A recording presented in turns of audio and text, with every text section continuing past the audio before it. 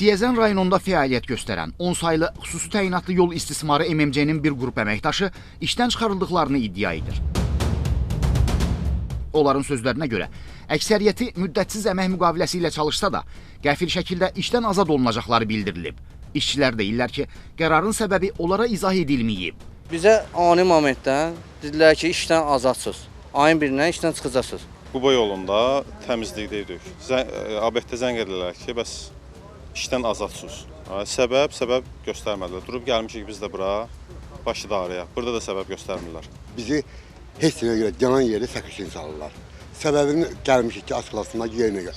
İşçilərin sözlərinə görə çalışdıqları müəssisənin adı fəaliyyəti dayandırılan idarələrin siyahısında yer almır. Buna baxmayaraq, onlar işdən çıxarıldıqlarını bildirirlər. Məsələyə aydınlıq gətirmək üçün Bakıya, Avtomobil Yolları Dövlət Agentliyinə gəldiklərini, lakin suallarına cavab ala bilmədiklərini deyirlər. Bizi çağırırlar işdən.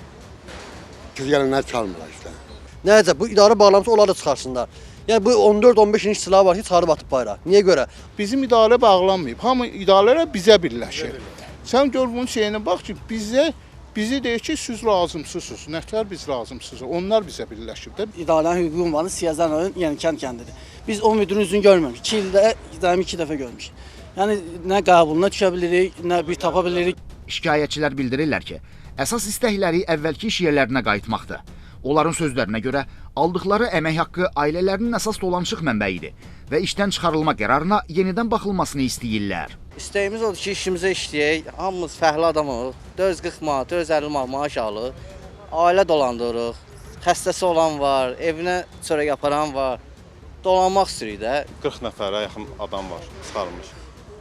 Kömək eləsinlər bizə, hamısı ailəsinə bir tikə çörək aparan uşaqlardır. Kömək eləsinlər, nə bilim, işlə təmin eləsinlər bizə. Hamımızın ailəsində 2 dənə, 3 dənə, qeyci oyuna qalsın, hamımızın evində körpəsi var, xəstəsi var. Dolanışığımız buradandır. 429 man maaş verir bizə, onu da bizə çox görürlər. Avtomobil Yolları Dövlət Agentliyindən isə bildirilib ki, optimallaşdırma aparılaraq beynəlxalq təcrübə əsasında struktur islahatları həyata keçirilir. Məqsəd effektiv idarə etmə sisteminin formalaşdırılması, büdcə vəsaitlərinin şəffaf və səmərəli istifadəsinin təmin edilməsidir.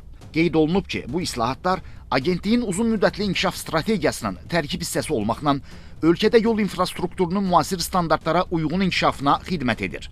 Proses əmək qanunvericiliyinin tələblərinə uyğun şəkildə həyata keçirilir. İslam Əşrəfov, Yusif Kərimli, Vüsal Həşimov, Xəzər xəbər.